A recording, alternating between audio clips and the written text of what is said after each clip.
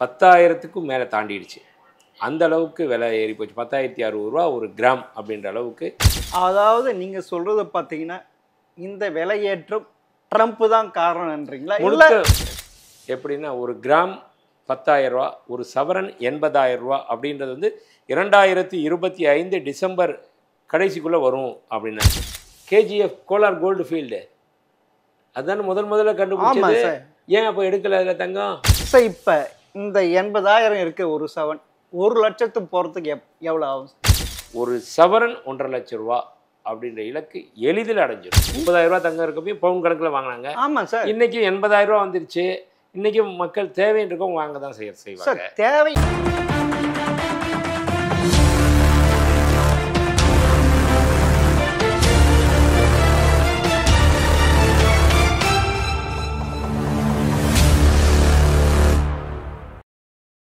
GeM TV நேயர்களுக்கு வணக்கம். 6ஆம் அறிவு பகுதியில் கோல்டு குரு சாந்தகுமார் அவர்கள் சந்திப்பு வாருங்கள். வணக்கம் சார். வணக்கம். சார் இந்த வருஷம் ஜனவரியில் பார்த்தா ஒரு சவரன் 57,000 ரூபாய் இருந்தது. இப்போ செப்டம்பர் 80,000 மேலே தாண்டி போயிடுச்சு. ஏன் இந்த இது? அது என்ன ரீசன் பார்த்தோம்னா, ஏற்கனவே கூட தங்கம் விலை ஏறிட்டு தான் இருக்குது. போன வருஷம் கூட கொஞ்சம் கொஞ்சமாக விலை ஏறிக்கிட்டு தான் இருந்தது. இந்த வருஷம் எதிர்பாராத விதமாக சில காரணங்கள்னால ஏறிச்சு. அது என்ன அப்படி எதிர்பாராத விஷயம்னு சொல்லி பார்த்தோம்னா, ட்ரம்ப் அமெரிக்க அதிபராக ட்ரம்ப்பு ஜனவரி மாதம் 20ஆம் தேதி பதவி ஏற்கிறார். பதவி ஏற்ற உடனே என்ன சொல்லிட்டாருன்னா, இவர் வந்து தன்னுடைய நாட்டினுடைய பொருளாதாரத்தை நிலைநாட்டணும் அப்படின்னு சொல்லிட்டு டாலரை கொஞ்சம் ஹெவி ரேட் கொண்டு வரும்னு சொல்லிட்டு மற்ற நாடுகள் மீது அங்கேருந்து இறக்குமதியாகும் பொருட்களுக்கு வரி விதிக்க ஆரம்பித்தார். அப்படி வரி விதிக்கும் பொழுது அதனுடைய தாக்கம் தங்கத்தில் முதல்ல வர ஆரம்பிச்சிச்சு. தங்கத்தினுடைய விலை கொஞ்சம் கொஞ்சமாக 7,150 ரூபா ஒரு கிராம் இருந்த தங்கம் இன்னைக்கு பார்த்திங்கன்னா 10,000க்கும் மேலே தாண்டிடுச்சு. அந்த அளவுக்கு விலை ஏறி போச்சு. 10,600 ரூபா ஒரு கிராம் அப்படின்ற அளவுக்கு 80,480 ரூபா அப்படின்ற அளவுக்கு போயிருக்கு. அதாவது நீங்கள் சொல்கிறத பார்த்தீங்கன்னா இந்த விலையேற்றம் ட்ரம்ப் தான் காரணம்ன்றீங்களா? இல்லை பொருளாதார நெருக்கடி, அதுவும் டாலருடைய ஐப்பு, இந்தியன் மதிப்பு உடைய கம்மி, ரூபாய் அதுவும் இருக்குல்ல. இந்திய ரூபாயோட வீழ்ச்சி, அமெரிக்க டாலருடைய வளர்ச்சி, அது ஏன் இருக்குது அப்படின்னா இந்த ட்ரம்ப் இந்த விஷயத்தினால தான் அந்த அளவுக்கு வரலாறு காணாத அளவுக்கு டாலருடைய மதிப்பு உயர்ந்திருக்கு. 83 ரூபா 84 ரூபா இருந்தது, இன்னைக்கு 88 ரூபா அளவுக்கு வந்திருக்கு. இதெல்லாமே முக்கியமான காரணங்கள். சார் நீங்கள் இவ்வளோ சீக்கிரம், அதாவது ஜனவரியில் 57,000 இருந்தது, 9 மாதத்தில் 80,000 வந்திருக்கு. இவ்வளோ சீக்கிரம் வந்துருன்ட்டு நீங்கள் எதிர்பார்த்தீங்களா? நாங்கள் எதிர்பார்க்க தான். அதாவது இவ்வளோ சீக்கிரன்றது எப்படின்னா, நானே பல சோஷியல் மீடியாவுக்கு கொடுத்துருக்கேன், பேட்டி கொடுத்துருக்கேன். எப்படின்னா ஒரு கிராம் 10,000 ரூபா, ஒரு சவரன் 80,000 ரூபா அப்படின்றது வந்து 2025 டிசம்பர் கடைசிக்குள்ளே வரும் அப்படின்னு. அதை நம்ம சொல்கிறப்போ, ஜனவரி மாதம் சொல்கிறப்போ எல்லோரும் ஆச்சரியப்பட்டாங்க. என்னங்க அவ்வளோ வருமா, அந்த 10,000 வந்துருமா அப்படின்னாங்க. ஆனால் இன்றைக்கி 10,000 தாண்டிடுச்சு. அதுவும் 8 மாதத்துலேயே 8 மாதம் கரெக்டாக முடிஞ்சு பூர்த்தி ஆகிருக்கு. இது 9ஆம் மாதம் ரன்னிங் அப்படின்றப்போ இப்பயே இப்படி வந்துருச்சுன்னா இன்னும் குறை நாட்களில் எப்படி இருக்கும் அப்படின்னு அடுத்த ஒரு கேள்விக்குறியில் வந்து நிற்கிது.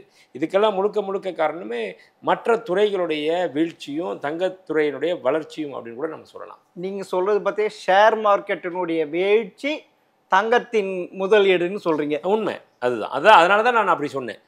Not only in share market, எல்லா ட்ரேடுமே, real estate, finance, economic development, மற்றது எல்லாமே கொஞ்சம் ஸ்லோ டவுனில் போயிட்டுருக்கனால இந்த பக்கம் கோல்டில் ஜாஸ்தி ஆகிட்டு. சார் இது இன்னும் மேலே போயிட்டே இருக்குமா? கண்டிப்பாக இன்னும் விலை உயர்றதுக்கு உண்டான வாய்ப்புகள் தான் அதிகமாக இருக்குது. எப்படி சார் அவ்வளோ உறுதியாக சொல்கிறீங்க? இல்லை, ஏன்னா there is no other way. என்னென்னா இன்றைக்கி கோல்டை பொறுத்த வரைக்கும் சேஃப் ஹெவன் அப்படின்னு சொல்கிறாங்க, பாதுகாப்பானது. ஆமாம், ஒரு முதலீடு.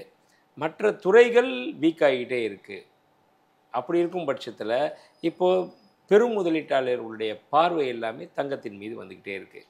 கண்டிப்பாக தங்கத்தினுடைய வேல்யூ இப்போயாவது தங்கம் இன்னொரு விஷயம் சார், நம்ம ஒன்றும் பட்டு பார்க்கணும். தங்கம் இன்றைக்கி நேற்று கடந்து கிடையாது. கிட்டத்தட்ட 3000 வருஷத்துக்கு மேலே ஆம். புழக்கத்தில் இருக்குது. தங்கம் கண்டுபிடிச்சி பல கோடி ஆண்டுகளில் இருக்குது. ஆனால் புழக்கத்தில் இருக்கிறது வந்து ப்ரொடக்ஷன் கிடையாது சார். ப்ரொடக்ஷன் கிடையாது. ஆமா அது வந்து கீழே இருந்து சுரங்கத்திலேருந்து வெட்டி எடுக்கப்படும். ஆமா சுரங்கத்துலேயும் கம்மியாக தானே இருக்குன்றாங்க. இன்னும் வர வர அதனுடைய வரவு கம்மியாச்சுன்னு வைங்க, என்ன ஆகும்? டிமாண்ட் ஏறும். அப்படியா சார்? ஆமாம், உங்களுக்கு ஒரு எக்ஸாம்பிள் சொல்றேன். சொல்லுங்கள். இப்போ ரீசெண்ட்லி ஒரிசால கண்டுபிடிச்சிருக்காங்க, ம் சைனால கண்டுபிடிச்சிருக்காங்க, ம் பாகிஸ்தான்ல கண்டுபிடிச்சிருக்காங்க, கசகஸ்தான்ல கண்டுபிடிச்சிருக்காங்க. பூமி கையில எவ்வளையோ டன் கோல்டு இருக்குன்ட்டு. அப்படி இருக்கிறப்ப கோல்டு ரேட்டு குறையறதுக்கு இன்னும் வாய்ப்பு ரெண்டு இருக்குல்ல? இன்னும் 2 இடத்துல நீங்கள் விட்டுட்டீங்க. அதையும் நான் ஞாபகப்படுத்த விரும்புகிறேன். கர்னூல் அங்கேயும் கண்டுபிடிச்சிருக்காங்க, உகாண்டாவில் கண்டுபிடிச்சிருக்காங்க. இதை நீங்கள் சொல்லாத தகவல். எஸ் எஸ் பட் எஸ் நான் சொல்கிறேன் அதில் என்ன விஷயன்றதை. இப்போ சோனாப்பூர்னு சொல்லிட்டு நம்ம நாட்டில் ஊபியில் கண்டுபிடிச்சாங்க இல்லையா? அதில் பார்த்தீங்கன்னா மொத்தம் இருக்கிறது ஒரு 15 டன்னோ இதை தான் சொல்கிறாங்க. ஒன்றாச்சா? இங்கே நம்ம கர்னூல் ஆமா டிஸ்ட்ரிக்ட் அங்கே பார்த்தீங்கன்னா 70 டன்னு மொத்தமே. எஸ் மொத்தமே 70 டன்னு தான். ஸோ ஒரு ஞாபகம் வச்சுக்கோங்க, நமக்கு தேவையானது எவ்வளோ தெரியுமா? வருஷம் ஒன்றுக்கு 750 டன்னு தேவை இருக்குது. வருஷம் 750 டன்னு தேவை இருக்குது. நீங்கள் எவ்வளோ கண்டுபிடிச்சிருக்கீங்க? மொத்தமே அதில் இருந்து இங்கே ஒரு 10 டன்னும் இங்கே ஒரு 70 டன்னும் மொத்தமே 80 டன்னு தான் இருக்குது. 12% தான் இருக்குது. இதுவும் எப்போ வரும் கையில்? இதில் போய் அகல் ஆராய்ச்சி பண்ணுற மாதிரி போய் உள்ளே பூந்து எடுத்து அதை சுத்திகரிப்பு பண்ணி இன்னும் ப்ராசஸ் நிறைய இருக்குது. இன்னும் கையில் ஒன்றும் வரலையே. இல்ல அப்போது வருஷத்துக்கு தான் இந்த 70 டன்னுனா அது எடுக்கிறது வருஷத்துக்கு 10 டன்னாக தான் எடுப்பாங்க. உடனே 70 டன்னு வந்துடாது, எடுக்க முடியாது முதல்ல. அப்படி இருக்கும் பட்சத்தில் இப்போ நல்லா யோசிச்சு பாருங்கள், நமக்கு தேவை எங்கே இருக்குது, இங்கே வந்திருக்கிறது எங்கே இருக்குது? இந்த கர்னூலில் கண்டுபிடிச்சிருக்க இதுவும் வந்து அண்டர் ரிசர்ச்சில் தான் இருக்குது. இது கடந்த 6 வருஷம் ஆயிடுச்சு. டெண்டர் விட்டாங்க. பல்வேறு சூப்பர்னோவா ஒரு கம்பெனிக்கு டெண்டர் விட்டாங்க. டெண்டர் விட்டு இந்த மாதிரி நீங்கள் ஆராய்ச்சி பண்ணிவிட்டு உங்களால் எடுக்க முடியுமா? அவன் இன்னும் அதுக்கே இது பண்ணி தரல. 4-5 வருஷம் ஆச்சு. எந்த ப்ரைவேட் செக்டாரும் முன் வரல. ஏன் முன் வரலைன்னா, இதை விட முக்கியமான ஒரு விஷயம் இருக்குங்க. நம்ம கண்டுபிடிச்சாச்சு இருக்குன்னு தானே பேசுகிறோம். கேஜிஎஃப் கோலார் கோல்டு ஃபீல்டு அதுதானே முதல்ல கண்டுபிடிச்சது. ஏன் அப்போ எடுக்கல அதில் தங்கம்? சார் அங்கே முடிஞ்சு போச்சு சார். இப்போ திருப்பி அந்த கோளாறை திருப்பியும் ரீகன்ஸ்ட்ரக்ட் பண்ண போகிறாங்க சார். திருப்பி அங்கே ப்ராசஸ் முடிஞ்சு போச்சு. இல்லை, அங்கே தங்கம் இருக்குது. ஆமாம் சார். அது என்னன்னா, அந்த தங்கத்தை வந்து வெட்டி எடுக்கிறதுக்கு வரணும்னா கூலி அதிகமாக இருக்கு. கூலி அதிகமாச்சு. அன்னைக்கு 7000 ரூபா வித்திருந்தப்போ 9000 ரூபா இதுக்கு செலவாகும் அப்படின்னு இருந்துச்சு. அதனால தான் அதை எடுக்காமல் விட்டுட்டாங்க. இது மூடிட்டாங்க. இன்னைக்கு கோல்டு ரேட்டே இப்போ 10,000 ரூபா தாண்டிடுச்சு. இப்போ எடுக்கலாம். இப்போ அதனால தான் இப்போ திருப்பி நீங்கள் சொன்னது ஸ்டார்ட் பண்ணுறாங்க அப்படின்னு ஒரு இதே இருக்கும், ப்ரொப்போசல் வந்திருக்கும். அதனால் தங்கம் வந்து அப்படியே இருந்தால் கூட அதுலேயும் நிறைய டன்லாம் வர்றதில்ல. வருஷத்துக்கு மிஞ்சி போனால் ஒரு 4 டன் 5 டன் கிடைச்சாலே பெரிய விஷயம். பட் நம்மளோட தேவைகள் நிறைய இருக்குது. இது ஒரு புறம் இருக்க, உகாண்டாவில் ஒரு 2 லட்சம் டன் தங்கம் வந்து இருக்கிறதா கன்ஃபார்ம் பண்ணிட்டாங்க. ரிசர்ச் கன்ஃபார்ம் பண்ணிட்டாங்க. அதில் வந்து பார்த்தீங்கன்னா அந்த யூஎஸ்ஜிஆர்னு சொல்லுவாங்க, யுனைடெட் ஸ்டேட் ஜியாலஜிக்கல் ரிப்போர்ட் அது வந்துடுச்சு 2 லட்சம் டன்னு. அதை பட் உகாண்டா அரசாங்கம் இன்னும் முழுவதுமாக அறிவிக்கலை. இன்னொன்று, அதை தோண்டி எடுக்கிறதுக்கு எவ்வளோ நாட்கள் ஆகும், ஒரே டைமில் எடுத்துட முடியுமா, இல்லை பல 100 வருஷங்கள் ஆகுமா, இல்லை அதனுடைய செலவு எவ்வளோ, இதெல்லாமே பொறுத்து தான் அதனுடைய ரேட் ஃபிக்ஸ் ஆகும். நீங்கள் எவ்வளோ கண்டுபிடிச்சாலும் எவ்வளோ ப்ரொடக்ஷன் பண்ணாலும் ஆனால் தங்கம் ரேட்டு ஏறிட்டு தான் இருக்கணுன்றீங்க சார். இப்போ இந்த 80,000 இருக்க ஒரு சவன் 1 லட்சத்துக்கு போகிறதுக்கு எவ்வளோ ஆகும்? அது வந்து இதை ஸ்பீடு இந்த ரேலி போச்சுன்னா இன்னொரு 4 மாதத்துலேயே இந்த நம்ம சொன்ன டிசம்பர்லேயே அது வந்தாலும் ஆச்சரியப்படுறது. இது சார் 1 லட்சம். 1 லட்சம் சார் அவ்வளோ ஐக்கோ இது. ஏன்னா இன்னைக்கு வந்து வேற ஓவரா சொல்றீங்களா சார்? இல்லை சார், நான் சொல்றதுனால வந்து வந்துடும் அப்படின்றது பயமுறுத்துறது இல்லை, ப்ராக்டிக்கலாக சொல்ல வரேன். யோசிச்சு பாருங்களேன். நான் தான் சொன்னேனே, நம்ம ஜனவரியில் சொல்கிறப்போ 10,000 வரும் 1 கிராம் அப்படின்னு ஜனவரியில் பேசுகிறப்போ 7,150 ரூபா இருந்துச்சு. கிடுகிடுன்னு ஓடியாந்துடுச்சு 10,000 ரூபாயை. இன்றைக்கி 41% விலை உயர்ந்திருக்கு. ஆமாம், 57,200 ரூபா ஒரு சவரன் இருந்த தங்கம் 80,480 ரூபா வந்துருச்சு, 41%. இப்போ இங்கே இருக்கிறது இன்னும் ஒரு 20% வந்துச்சுனாலே விலை ஓடியாந்துரும். ஆனா சில பொருளாதார நிபுணர்கள் இதுக்கு மேல பெரிய ஐப் இருக்காது, இதெல்லாம் ஃபுல்லாவே இந்த ஜுவல்லரிஸ் அசோசியேஷன்ல இவங்க இப்படிதான் ஐப் பண்றாங்க அப்படின்றாங்க. இல்லை இல்லை இல்லை, இதை முதல்ல இதை யார் சொல்லியிருந்தாலும் சரி மிகவும் மிகப்பெரிய தவறு. ஏன்னா இன்னும் ஜுவல்லரி 24% ஏறதுக்கு சான்ஸே இல்லை. இல்லை இல்லை, இப்போ நான் கூட சொல்கிறதுனா என்னென்னா 80,000 இங்கே இருக்குது. இதே ஒரு பொருளாதார நெருக்கடி இந்த மாதிரி போய்கிட்டு ஷேர் மார்க்கெட் விலை கம்மியாயிட்டு இப்படி போயிட்டு இருந்தால் இது வந்து இன்னும் கொஞ்சம் மேலே போகிறதுக்கு வாய்ப்பு இருக்குது. அதாவது 1 லட்சத்தை தொடர்றதுக்கு வாய்ப்பு இருக்குது. ஆனால் அடுத்த எப்படி வச்சாலும் சரிங்க, அப்ஸ் அண்ட் டவுன்ஸ் அப்படி எப்படி இருந்தாலும் இன்றைக்கி 80,000 இருக்கிற தங்கம் இன்னும் ஒரு 4 முதல் 5 வருடத்தில் ஒரு சவரன் 1.5 லட்சம் ரூபா அப்படின்ற இலக்கு எளிதில் அடைஞ்சிடும். அப்படின்னா நீங்க ஜுவல்லரி கடையே வைக்க முடியாது. அதுக்கு வேற சார் 1.5 லட்சம் ரூபாய் கொடுத்து யார் சார் வாங்குவாங்க ஒரு சவரன்? சார் 30,000 ரூபா தங்கம் இருந்துச்சு, 30,000 ரூபா இருந்துச்சு அன்றைக்கும். நம்ம வந்து 30,000 ரூபா ஒரு சவரன். ஆனால் எல்லாருமே வந்து டன் கணக்கில் வாங்கிட்டு போனாங்க. 30,000 ரூபா தங்கம் இருக்கப்பையும் பவுன் கணக்கில் வாங்கினாங்க. ஆமாம் சார். இன்றைக்கி 80,000 ரூபா வந்துருச்சு. இன்றைக்கி மக்கள் தேவைன்றக்கும் வாங்க தான் செய்வாங்க சார். தேவை அப்படி இல்லை, மோஸ்ட்லி நடுத்தர குடும்பம் தான் இது அதிகமாக வாங்கிட்டு இருந்தாங்க. அவங்க வந்து பாதிக்கப்படுறாங்க. இதில் ஒரு பக்கம் என்னென்னா சார், உங்களுக்கும் நீங்களும் உங்களுடைய மார்க்கெட் குறையதான் செய்யும். அதை நீங்கள் எப்படி பூர்த்தி செய்ய போகிறீங்க? இன்னி வந்து ஒரு சவரன்லாம் 1.5 லட்சம் ரூபாய் கொடுத்து நீங்கள் சொல்கிறது 2030க்குள்ளே 1.5 லட்சத்துக்கு மேலே போயிடும் நீங்கள் சொல்கிற கணக்கு பாருங்க. அப்படி இருக்கிறப்ப ஒரு சவரன் வாங்குறதுக்கு இது பண்ணுவாங்களா? இல்லை, கஷ்டம்தான். இப்போ ஒரு வீட்டில் 50 சவரம் போட்டால் அது 20 சவரமாக குறைச்சிடும். ஆமாம், உண்மை. ஆனால் கீழே இருக்கிறவங்க ஒரு குண்டு பணி ஆசைப்படுறோம், அவங்க என்ன சார் பண்ணுவாங்க? இல்லை அதுதான். அதுக்கு ஏதாவது ஆல்டர்னேட் நீங்கள் பண்ணியிருப்பீங்கல்ல? இல்லை, ஒன்றுமே ஆல்டர்னேட் இதில் என்ன பண்ண முடியும்? என்ன, ஒரு பணத்தை வந்து வச்சு வாங்குறவங்க தன்னுடைய எடையை குறைச்சி வாங்க வேண்டியதான். ஒரு ஒரு ஒரு எக்ஸாம்பிள் சொல்கிறேன், 1 கிராம் வாங்கணும்னு நினச்சி இருக்காங்களா, விலை ஏறி போச்சு 3/4 கிராம் வாங்கிக்க வேண்டியதான். வேறு ஒன்றுமே பண்ண முடியாது. இப்போ 22 இது வந்து நீங்கள் சொன்னீங்கல்ல, அதுக்கு ஒரு விளக்கம் தரணும்னு பார்க்குறேன். நீங்கள் ஜுவல்லரி அசோசியேஷன்லாம் சேர்ந்து ரேட்டை ஏற்றிட்டீங்க அப்படின்னு குற்றச்சாட்டு வச்சிங்க. ஆமாம் சார். நீங்களே அதை ஸ்கிப் ஆகிட்டீங்க. நான் சொல்கிறேன், இருந்தாலும் முதல்ல ஒரு விஷயம் ஞாபகம் வச்சுக்கோங்க. இந்த கோல்டு ரேட்டை ஃபிக்ஸ் பண்ணுறது லண்டன். அதுதான் ஜுவல்லரி அசோசியேஷன் பண்ணுறது கிடையாது. அங்கே யூஎஸ்லேயும் யூகேலையும் அவங்க லண்டன் புல்லியன் மேனுஃபேக்சரர்ஸ் அசோசியேஷன் அப்படின்னு சொல்லிட்டு அவங்க ஒரு 150 பேர் இருக்காங்க அதில் மெம்பர்ஸ். அதில் யாரெல்லாம் மெம்பர்ஸ் அப்படின்னு சொல்லி பார்த்தீங்கன்னா, மைன் ஓனர்ஸ், இடைத்தரகர்கள், அப்புறம் அதை சுத்தம் பண்ணுற எடுத்து ரிஃபைனரிஸ் கம்பெனிஸ். ஆமாம். அப்புறம் அதை வந்து லீஸ் அக்ரிமெண்ட் போட்டிருக்கவங்க, பிக் இன்வெஸ்டர்ஸ், இந்த மாதிரி எல்லாருமே இருக்காங்க. இவங்கெல்லாம் தான் 100-150 பேர். இது வந்து டெய்லி என்ன டிமாண்ட் வருது, என்ன சப்ளை வருது, இவ்வளோ டாலர் ரேட் எவ்வளோ, இதெல்லாம் கால்குலேட் பண்ணி அங்கேயே ஃபிக்ஸ் ஆகிடுது. அங்கே ஃபிக்ஸ் ஆகி இங்கே ஒரு ட்ராய் அவுன்ஸ் இவ்வளோ அப்படின்னு வந்துடுது. அதை வச்சு தான் இதை நம்ம ஒரு இந்திய ரூபாயில் கணக்கு பண்ணிவிட்டு நாங்கள் கொடுக்குறோம் ஜுவல்லரி அசோசியேஷன். ஆனால் நீங்கள் சொல்கிறது இனி ஒரு சவரம் 1.5 லட்சம் போயிடும் அப்படி இருப்பேன்னு நீங்கள் சொல்கிறத பார்த்தா பாசிட்டிவாக சொல்ல, நெகட்டிவாக சொல்கிறீங்கல்ல. நீங்கள் எப்படி நினைக்கிறீங்க? இப்போது சப்போஸ் ஒரு எக்ஸாம்பிள் சொல்கிறேன்.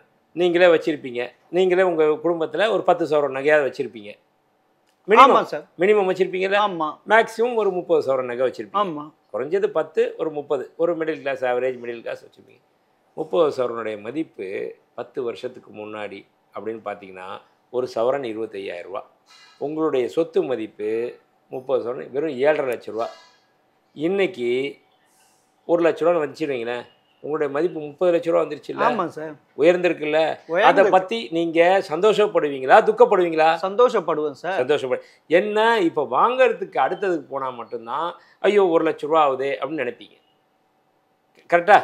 ஆனால் இன்னொரு பக்கம் நம்மள்ட்ட இருக்கிற தங்கத்துடைய இருப்பை பொறுத்து 7.5 லட்ச ரூபாய்க்கு வாங்கணும், இன்றைக்கி 30 லட்ச ரூபா போகுதுடா, பரவாயில்ல அப்படின்னு ஒரு திருப்தி வரும். நாம் அந்த மாதிரி இதை பாசிட்டிவாக எடுத்துக்க வேண்டியது தான். ஏன்னா நம்ம பேசுகிறதுனாலையோ இல்லை இந்த அரசாங்கமே நம்ம என்னங்க தனி மனிதர். புரியுதுங்களா? ஒரு அரசாங்கமே நினைச்சா கூட இந்த விலை ஏற்றத்தை தடுக்க முடியாது. என்ன சார் தடுக்க முடியாதா? தடுக்க முடியாது சார் இப்போ இந்தியாவில் இருக்கிற, அதாவது அவங்கவுங்க வீட்டில் இருக்கிற கோல்டை டெபாசிட் பண்ணாவே போதும் சார். அது டெபாசிட் இல்ல. சொல்லி அதுக்கு இன்ட்ரெஸ்ட் சொல்லி அதை மூவ்மெண்ட். ஏன்னா இந்தியாவில் பெட்ரோல் இம்போர்ட் பண்ணுறதுக்கு பெட்ரோலுக்கும் கோல்டுக்கு தான் அதிகமாக செலவு பண்ணுறாங்க டாலரை. இதை நான் சொன்ன விஷயத்தை என்கிட்ட ரிப்பீட் பண்ணுறீங்க. இல்லை, இதுதான் பேசிக். இதுதான் பேசிக். இது என்னன்னா, இது வந்து உடனே நடைமுறை ஆகாது. பெட்ரோல் அப்போ கூட ரேட்டை உடனே குறைக்க முடியாது. இது என்ன விஷயம்னா, நாங்கள் வந்து ஒரு 4 நாட்களுக்கு முன்னாடி, அதாவது சரியாக சொல்லப்போனால் 2ஆம் தேதி நமது பாரத நிதியமைச்சர் நிர்மலா சீதாராமன் மேடம்ல ஐடிசி சோலா ஹோட்டலில் சந்தித்து அவங்க வந்து இந்த டேரிஃப் 50% டேரிஃபுக்காக எங்களுக்கு கூப்பிட்டு ஒரு மீட்டிங், இதற்கு நம்ம என்ன பண்ணலாம், ஒவ்வொரு செக்டாரும் எந்த அளவுக்கு பாதிக்கப்படுது அப்படின்னு சொல்லி லெதர் இண்டஸ்ட்ரியை கூப்பிட்டு பேசினாங்க. அடுத்து நகை ஏற்றுமதி பண்ணுறோம் இல்லையா, அதெல்லாம் எந்த அளவுக்கு பாதிக்கப்பட போகுது, அதில் நாம் எப்படி வரலாம், மீண்டு வரலாம் அப்படின்னு கேட்டாங்க. அப்போ நாங்கள் சொல்லியிருந்தோம், ஒரு சின்ன டைம் கேப் கிடைக்கிறப்போ நான் என்னுடைய விளக்க உரையை மேடமுக்கு வந்து எடுத்து சொன்னேன். அப்போ இதை சேம் நான் சொன்னேன். என்ன சொன்னேன்னா, மேடம் இந்த மாதிரி ஒரு விலை ஏறிக்கிட்டே இருக்குது, முதல்ல வந்து நம்ம இம்போர்ட் பண்ணிக்கிட்டு இருக்கோம், இம்போர்ட் பண்ணுறதை அறவே நிப்பாட்டணும். 750 டன் ஒரு மாதத்துக்கு, ஒரு வருஷத்துக்கு நம்ம இம்போர்ட் பண்ணுறோம். மொத்தம் இருக்கிற 2 லட்சம் டன்னில் 12%, 2 லட்சம் டன் நம்மகிட்ட இருக்கு இல்லையா, அதில் 20 15 2 லட்சம் டன்னில் 12% தங்கம் நம்ம இந்திய பெண்மணிகள்கிட்ட இருக்குது. அதாவது 24,000 டன் நகைகளாக ஆர்னமெண்டலாக இருக்குது. அதை நீங்கள் எல்லாத்துலேயும் இருக்கு இல்லையா, உடனே கேட்டால் எல்லாம் தந்துட மாட்டாங்க. எவ்வளோ வரும் நமக்கு, மினிமம் எக்ஸ்பெக்டேஷன் வச்சுக்கணும். மினிமம் எக்ஸ்பெக்டேஷன்னா அதில் ஒரு 20% நீங்கள் கேட்கணும். இந்த மாதிரி கொடுங்கன்னா ஒரு 20% வரும். வெறும்னு வந்துட 20%ன்றது 4,800 டன் வெறும்னே வருமா? அதுக்கு ஒரு அட்ராக்டிவ் ஸ்கீம் கொடுங்க.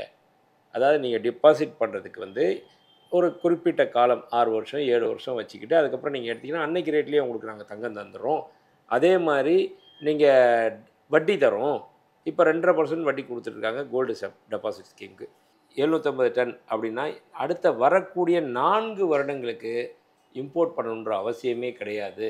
சார் இப்போ வந்து 22 கேரட் தங்கத்தை நீங்கள் இப்போ 19 கேரட்டு 14 கேரட்டுன்ட்டு விற்க ஆரம்பிச்சிருக்கேன். ஏன்னா 22 கேரட் யாரும் இனி வாங்க மாட்டாங்க, கஸ்டமர் யாரும் வர மாட்டாங்க ஜுவல்லரி கடைக்கு.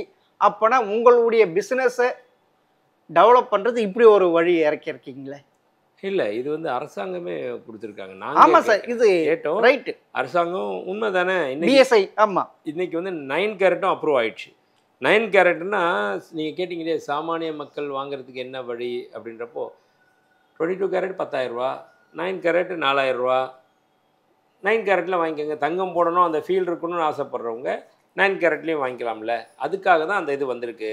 ஸோ இனி வரும் காலங்களில் அதுக்கு எப்படி எதிர்பார்ப்பு இருக்கும்? அதாவது உங்களை ஆடி மாதம் தள்ளுபடின்ட்டு ஆடி மாதம்தான் தள்ளுபடி, ஆனால் உங்களை இனி வருஷம் ஃபுல்லாக தள்ளுபடிக்கு கொண்டு வந்து விட்டுச்சு இந்த தங்கம். ஏன்னா நீங்கள் நகைக்கடை ரன் பண்ணி ஆகணும். ஆமாம் ஆமாம் ஆமாம், வேறு வழி இல்லை, வேறு வழி இல்லை. உண்மைதான், தள்ளுபடி வரப்போகுது. ஆமாம், வியாபார போட்டியில் எல்லாமே வரலாம், டெய்லியுமே கூட வரலாம். அதில் ஒன்றும் எந்த வந்தாலும் ஆச்சரியப்படக்கூடிய விஷயம் கிடையாது. இனி வந்து செய்கூலி சேதாரம் அதுலேயும் உங்களால் அடிக்க முடியாது. கண்டிப்பாக இனி அதுவும் தள்ளுபடி, அதுவும் எல்லாமே தள்ளுபடி. அதில் என்ன குறைவோ குறைச்சி கொடுக்க வேண்டியது, அவ்வளோதான். நீங்களே ஒரு ஸ்கீம் போட்டிருக்கீங்க, 75% சேதாரம் செய்கூலி தள்ளுபடி. இன்னொரு ஸ்கீமில் 100% சேதாரம் செய்கூலி தள்ளுபடி. அது எப்படி முடியுது? இல்லை இல்லை, ஏன் எல்லாத்துக்கும் போயிட்டு போகலாமே? இல்லை இல்லை, அது சீட்டுக்கு சீட்டுக்கு. ஆமாம் சார், இது எல்லாமே வித்துட்டு போகலாமே. நீங்கள் சொல்கிறது சீட்டுக்குன்னு சொல்கிறீங்களே, அது ரெகுலரேஷன் பண்ணிடலாமா? இது 100% ஆமாம் கொடுத்துடலாமே. அது எப்படி? அதுல உங்களுக்கு இன்ட்ரெஸ்ட் வரப்ப இதுவும் வருது இல்ல, வரலாமே, கொடுக்கலாம் தேவை இருந்தா. அதாவது அது உங்களுக்கு கொண்டு வந்து விட்டுச்சு. அந்த மாதிரி வேணும்னா வரக்கூடிய சந்தர்ப்பங்கள் வந்தால் சில பேர் செய்து தான் இருக்காங்க, இப்பயும் செய்துட்டு இருக்காங்க. வியாபார போட்டியில ஆமா போட்டி ஒவ்வொருத்தரும் ஒவ்வொரு மாதிரி செய்யணும். அது அவங்களுடைய சாமர்த்தியம், வியாபார யுக்தி. வியாபாரத்தை பொறுத்த வரைக்கும் போட்டு இதை பொறுத்த வரைக்கும் எப்படி தெரியுங்களாங்க, ஃபஸ்ட்டு கஸ்டமரை உள்ளே கொண்டு வரணும், அதுக்கு ஒரு ஆஃபர் கொடுக்கணும். அதான் அவ்வளோதானே. அதான் 19, 14, 9 அவ்வளோதான். அந்த இதில் அது கொண்டு மாதிரி வந்திருக்கீங்க. இனி அடுத்தது சேதாரம் செய்கூலி அதுவும் இது பண்ண வரலாம். போறீங்க. இன்னும் சவரனுக்கு 10% தள்ளுபடி அப்படின்னு செய்ய போறீங்க. ஏன்னா நீங்க என்னைக்கோ எப்பயோ வாங்கி வச்ச தங்கம் தானே சார், இப்ப வாங்கின தங்கம் இல்லையே. இது வரைக்கும் அப்பனா நல்லா- உங்களுக்கு இல்ல, லாபம் இது தானே. வரைக்கும் ரொம்ப ஆக்கப்பூர்வமான கேள்விகள் கேட்டுட்டு இருந்தீங்க, அறிவுபூர்வமான கேள்விகள் கேட்டுட்டு இருந்தீங்க. ஆனால் திடீர்னு ஒரு சாதாரண மனுஷனை விட ஒரு படி கீழே இருந்து கேள்வி வந்துருச்சு அப்படின்னு நான் கொஞ்சம் வருத்தப்படுறேன். ஏன்னா இப்போ நீங்கள் சொன்னீங்கல்ல, எப்பயும் வாங்க- ஆமா. கரெக்ட், உண்மை. ஐயோ, நான் உங்களுக்கு ஒத்துக்கிறேன். அவ்வளவு லாபம் வருது இல்ல, இல்ல. நான் ஒத்துக்கிறேன். இல்ல, நீங்க மோர் கேட்கறது தென் 1000 அவ்வளவு லாபம் கிடைக்குது. லாபம் வருது. எப்பயோ 10 வருஷத்துக்கு முன்ன சரி. வாங்கினதா சரி, எப்ப வாங்கினது தெரியாது. நான் திரும்பி ஒரு கேள்வி கேட்கட்டுமா? ஒரே ஒரு கேள்வி கேட்கலாம்ல?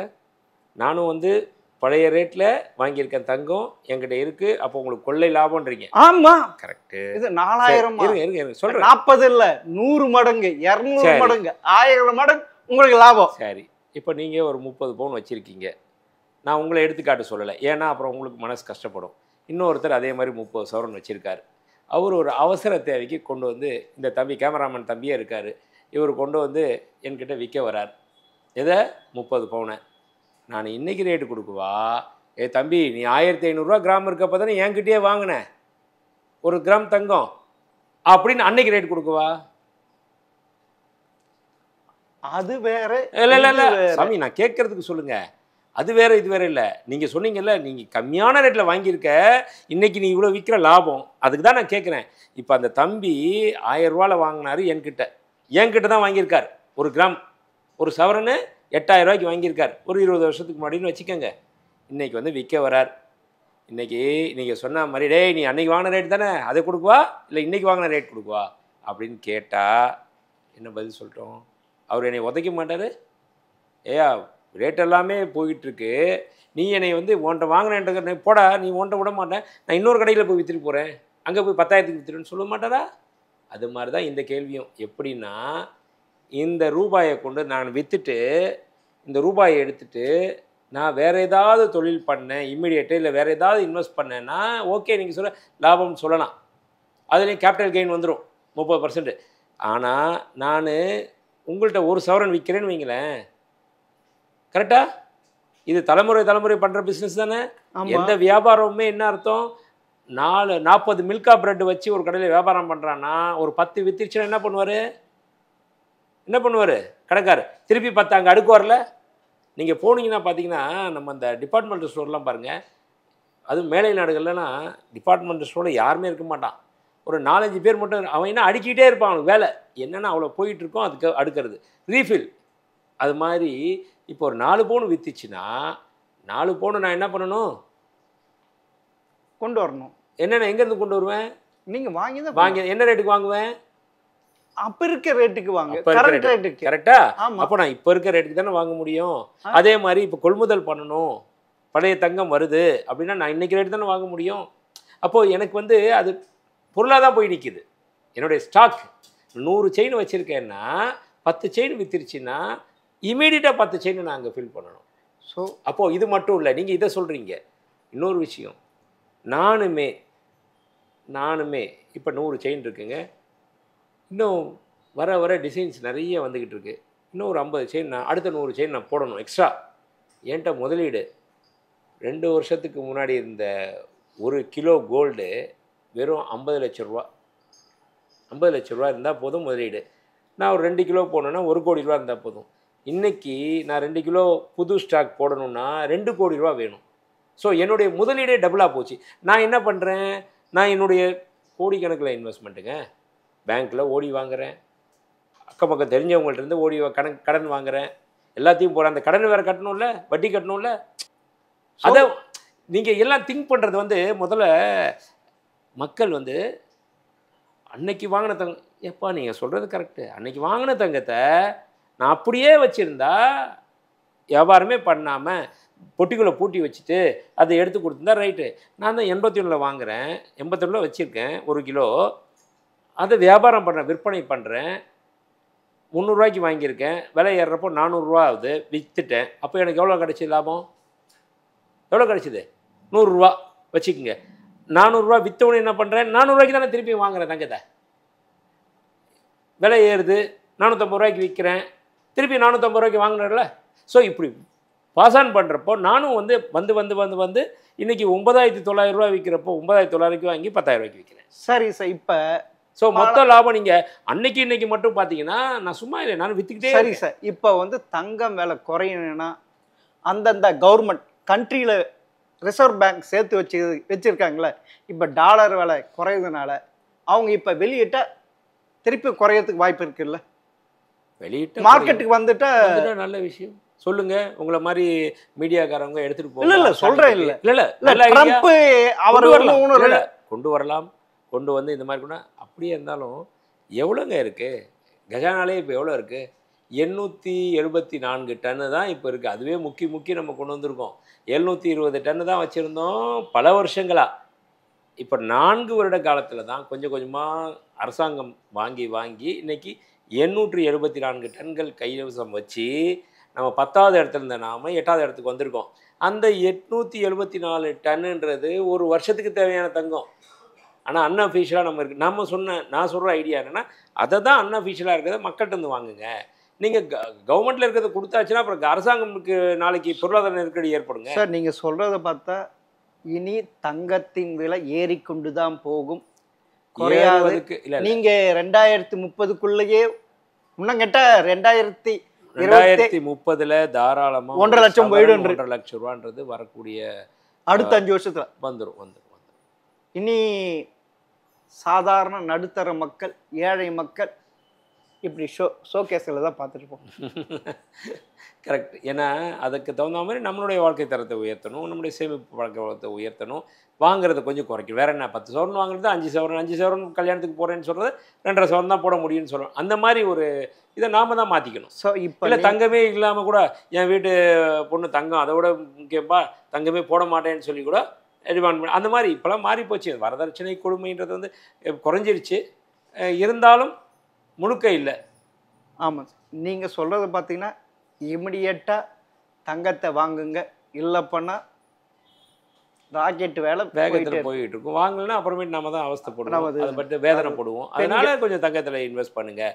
இப்போது நேற்றுக்கு முந்தானேத்தி கூட எனக்கு ஒரு கஸ்டமரு துபாயிலேருந்து பேசியிருந்தார். என்ன தெரியுங்களா, என்னுடைய கோல்டு குரு சேனலில் பார்த்துட்டு, சார் உங்களுடைய அட்வைஸ் படி நான் வந்து 4 வருடங்களுக்கு முன்னாடி உங்கள்கிட்ட தொலைபேசியில் பேசினேன், 2021 பேசினேன். பார்த்தீங்கன்னா அந்த அட்வைஸ் படி தங்கத்தை வாங்கினேன் சார். அன்றைக்கி 5000 ரூபா இருந்துச்சு சார், இன்றைக்கி 10,000 ஆயிடுச்சு சார், ரொம்ப ரொம்ப தேங்க்ஸ் சார்ன்றாரு. அதே தான் இப்பயும் சொல்கிறேன். ஏன்னா அன்னைக்கு அவர் வாங்காமல் விட்டுருந்தா என்ன பண்ணுவார், வேறு ஏதாவது வேதனைப்படுவார். இன்றைக்கி என்னை பார்த்துட்டு சார் கோல்டு குரு சார் ரொம்ப திருப்தி சார்ன்றார். அந்த மாதிரி தானே இப்போ இது வந்து ஒவ்வொருத்தர் எடுத்துக்கிறத பொறுத்து இருக்குது. அவங்களுடைய அதே சமயத்தில் வசதி வாய்ப்புகள் இருக்கணும். பணம் இருந்தால் தானே அதை பற்றி பண்ண முடியும். ஸோ நீங்கள் சொல்கிறது பார்த்தீங்கன்னா கோல்டு குரு சாந்தகுமார் சொல்வது போல் ஓடி போய் தங்கத்தை வாங்கிடுங்க, இல்லைன்னா உங்களால் முடியாதுன்றாரு. பொறுத்து இருந்து பார்ப்போம். மிக்க நன்றி. நன்றி.